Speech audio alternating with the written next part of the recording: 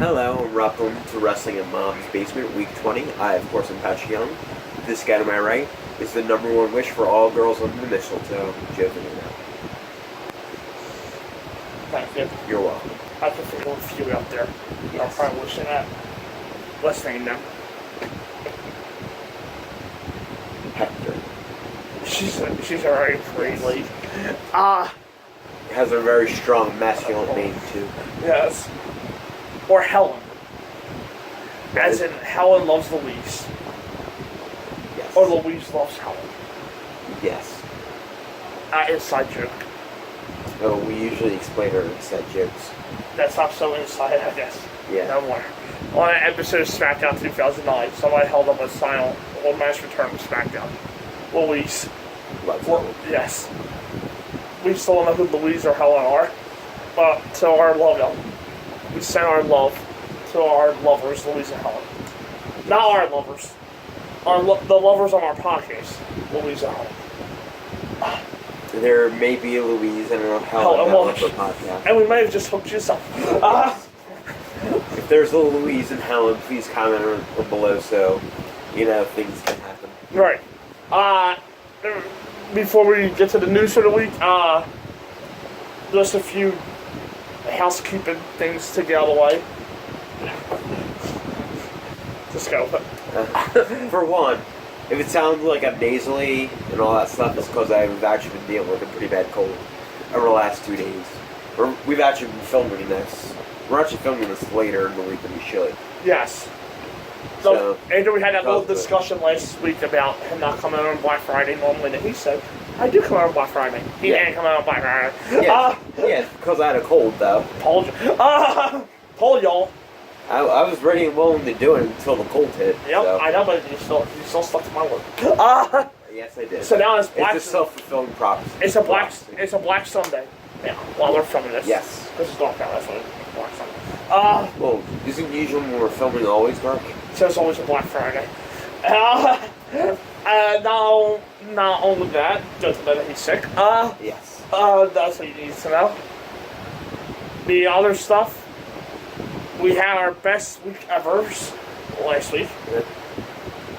With a lot of views, which I don't feel like telling right now. 7170, there's 142. But he still does it. 212, and then it's 283 views. Woo! And then we broke 2,000 views from the channel. And that's thanks to you. You guys. Helen, Louise, and the rest of you. I have a terrible hand symbol for a heart, but... 2024. Yes. To be exact. And... The setup of the pod, we're doing a little test run a little differently this week. Where, to see for the future how this works out. Not really tonight, but starting on next week's podcast, episode 21, will be recaps and reviews of the shows in the middle of the week, and then news and throwback reviews at the end of the week. Yeah. So we're going to see how that works. And then all the links are down below in the description box. Say hello to him at the Pat Young 215 on Twitter, me at the Joe Vanino 215 on Twitter.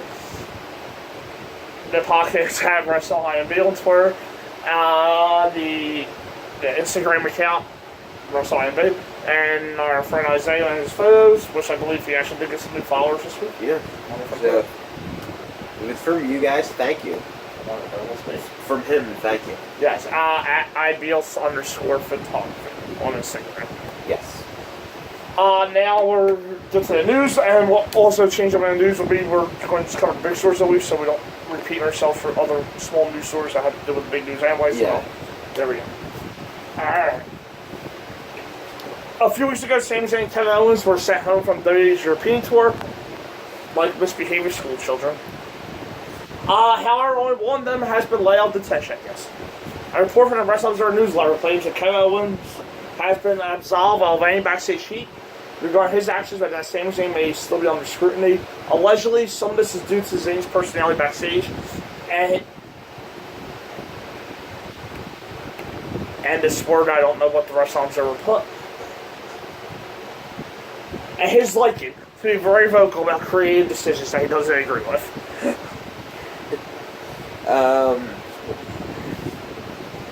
this WWE store does have this track record of if they're punishing two people at the same time for the same incident, the higher one that's up the card generally gets forgiven a little bit quicker.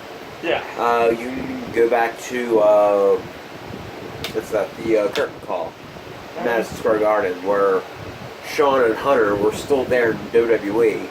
Shawn, obviously the WWE champion, and Triple H, the person they were about ready to crown the King of the Ring for. Shawn kept on holding his belt, but Triple H did not actually get the King of the Ring and went on to actually put over other talents for about a year or so. They tend to usually hold grudges to help, I guess, the pain dues process. So it's not out of the normal. And do I think Sammy can get past it? Yes. Yes, I do. Yeah, I do think he'll get past it. I don't think what they did was probably anything major because we probably have more about now. Yeah. But it normally is, in this case, Kevin Owens to Shawn Michaels or to put past his ankle, Sammy's to Triple H of the two. In this case, where Owens was pretty much not punished or anything. I guess Sammy's punishment was the beatdown that they was just taken SmackDown a couple weeks ago. This is what happened this week. That's his punishment. In just 2 days, WWE added 5 new female superstars to their roster. The Sun Dishes on Mandy Rose and Sonya Deville to Raw, and Liv Morgan, Sarah Logan, and Ruby Riott to SmackDown. Half fans wondering what these intentions actually are. According to Pro Wrestling Sheet, this influx of talent is attributed solely to Vince McMahon. Per the report, McMahon thinks the women's divisions as a whole have gone stale. Even more, the bolstering of female roster contributes to the sentiment that a Women's Royal Rumble may actually be happening in January. While this has far been confirmed, it does seem to fit the narrative. Yeah, it's been probably the biggest story of the week, I'd wager. The 5 women, Mandy Rose, Sonya Deville, Liv Morgan, Ruby Riott, and Sarah Logan. She's not going to clap with Ruby because I don't know. Yeah, I do see why they brought that many up. Mostly because of, yeah, they're planning to do the Women's Royal Rumble like the thing said. Yeah, but they're also probably planning to sign more women from the Mae Young Classic as well. Right. So space has to be made, even to the main roster, actually. Yes. So we'll see what happens as a result of that over the next few weeks. Now, like I said, that goes to the next story. The sudden influx of NXT talent and series releases made by WWE may have cast an ominous cloud in WWE's locker room. According to the Wrestling Observer newsletter, some of WWE's marginal talents are concerned that they may, in the women's division, may be officially on the chopping block. With WWE adding 5 women from NXT and the return of Paige during Thanksgiving week, it's not hard to imagine some of the less relevant women in the locker room are fearing for their jobs. Yeah, I can totally see that happening. However, I think it's going to be more of a trial basis right now. Probably until January, maybe a little after that. They probably won't do it around Christmas time because it's sort of need to do so. But still, I would actually start getting worried and at least start trying to up my performance or start getting my name out into the independents as well. Because I'm Alexis, Sasha, Bayley, and Mickey. I am worried overall. Yes, that's if they want to continue wrestling. Because I'm worried about those 4. Maybe these are movies. No, I'm thinking more like. And if I'm Charlotte, Becky, and Natalya on SmackDown, I will be worried. No, the ones that probably should be worried are like Dana, Alicia, Dana, Tamina, Lana, Carmella. Probably not Lana though. Carmella. Carmella's safe for the time being because she has the briefcase. They got lost in the woods. Carmella. Carmella, yes. Naomi. The other woman overall. Dana. Bayley. You think she should work? her reactions are not as strong as they used to be. So that's the reason I caught her. But she can still go in the ring.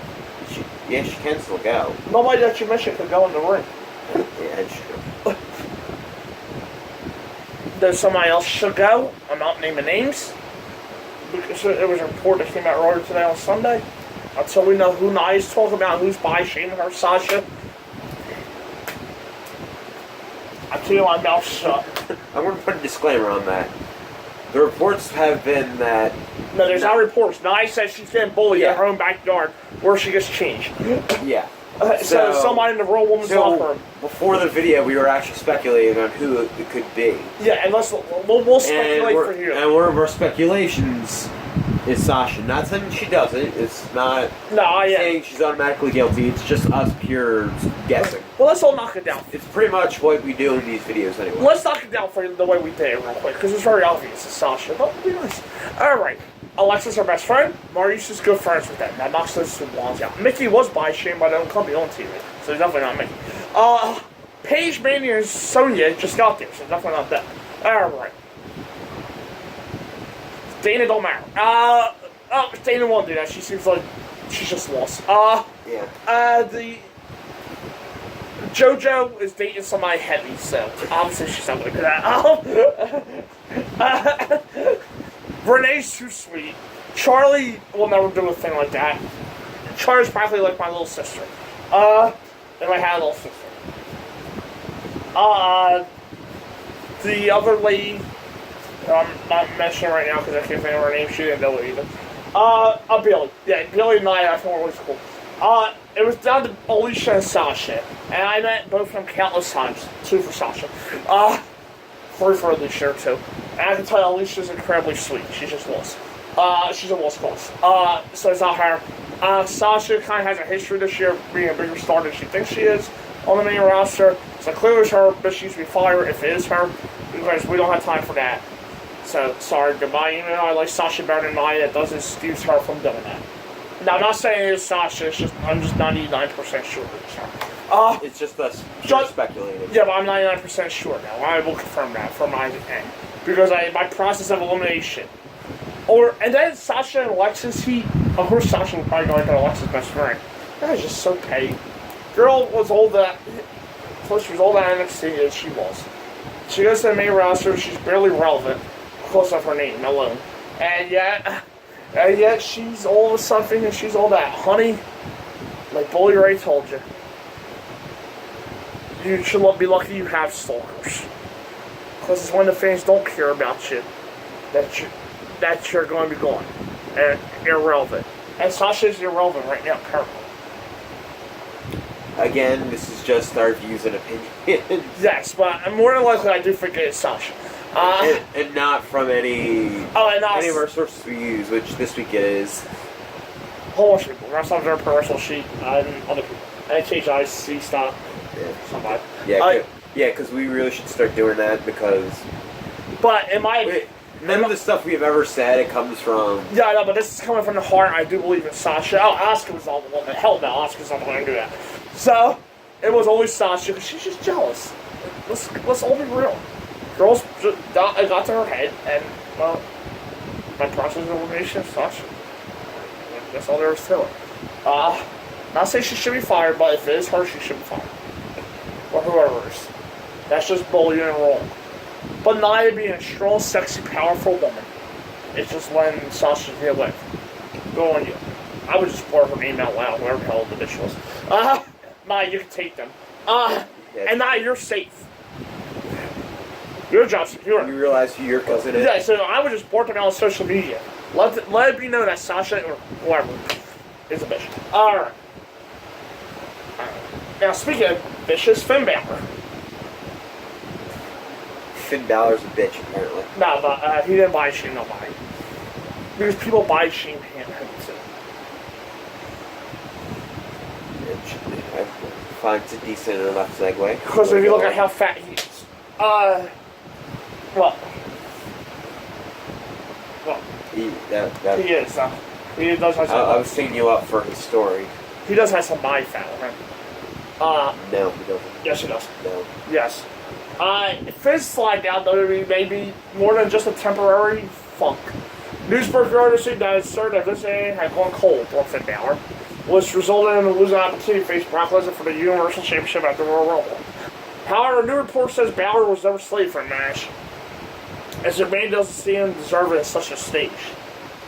According to SportsIllustrated.com, McMahon believes Balor's character is sealed unless he's portraying his demon persona. This runs counter to the original story that claimed WWE had once been behind the 36-year-old Irishman, but lost enthusiasm. But the Sports Illustrated story is true. That means that WWE, or at least Mr. McMahon, never saw Balor as main. I'm not sure how much I actually believe in it, to be honest. They always put Finn in a high spot. It's just recently their decisions have been really questionable. Namely him putting Kane over clean on Raw. Yeah, that's still eye-roll worthy. So, I'm not sure how much stock I put into it. So, maybe it'll change, and maybe it doesn't, or I'll comment later on that. But as of right now, I'm not gonna form a huge opinion about it. Okay, well, I am. Overall, everybody's being swallowed by Roman and Brock. For the most part, everybody's just in the way. So it's clear as day you can put anybody in this story, and the story's still going to make sense because they're all just in Roman and Brock's way until WrestleMania. In this case, though, if you don't think Finn is not good, if Finn's not high on Vince's priority list right now, and I don't know what to tell you. You don't job a main eventer out to King, please. Even this legal rule, while it was already a good match, you don't job Finn out clean to Samoa Joe while trying to put Samoa Joe over. You try to protect both talents. Not to say Finn's in the doghouse, but he's not exactly living the high life either right now on Raw. So, Fair enough. I mean, there's nobody else for Brock to fight at the Royal Rumble besides Roman. If they're looking for it all main event, at least they're not saying. It'll be Kane watch. I rather Brock fight Sasha. Then Sasha can buy Shane and I'm like, alright, I'm moving on.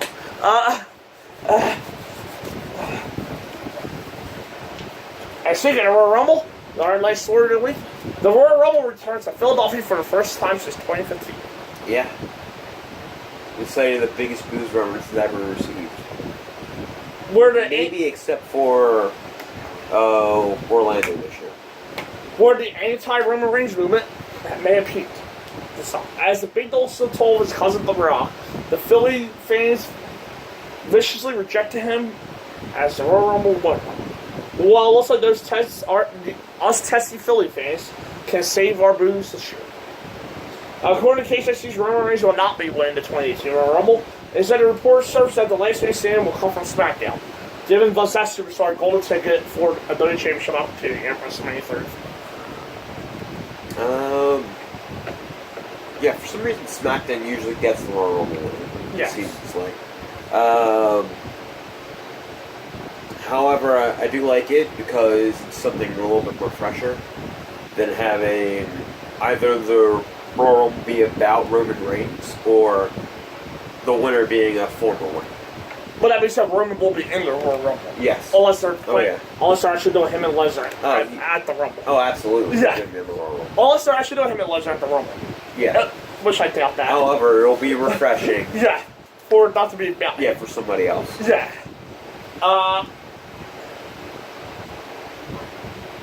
Weirdly, with Raw and their youngsters right now in the higher up main event scene of Roman, Triple H, and Kurt Angle. Yeah, now those youngsters, Roman fits my age bracket right now. Yeah. Of what I want. That is true. I take wrestlers out like 20. Yeah, you have to go that low now. With Tyler Bate, you have to go. Yeah. I like my wrestlers at 20 to 45. With some exceptions. Jericho. Triple H, depending on who's facing. Goldust, yeah, he's older than that. Actually, Bishop's not that old. He's in that age bracket. Kane in a more serviceable way than what he's currently being used as, I could take. I can do Kane. And that's about it. If you ask me what part-timers I can deal with, besides the older than 45 club, the one younger than 45, Lesnar, depending on what Lesnar we get. Lesnar last Sunday, definitely. Cena, and that's about it. In that case. Well, if you're counting 40 as an age account, too. Yeah, but he's not part-timer. I meant the part-timers in the age bracket I said. Yeah.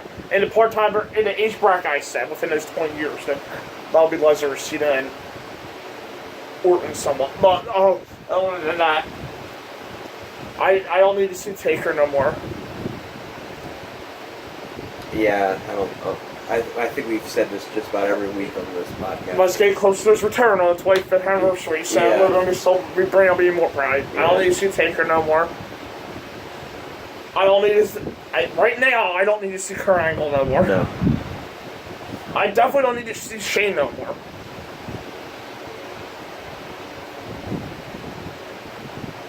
No, I don't. But you know what? I'm going to be talking about Triple H's Kurt Angle in the next video. Yes. With the Raw review. Yes. So, see you then. See you then. Bye. Bye.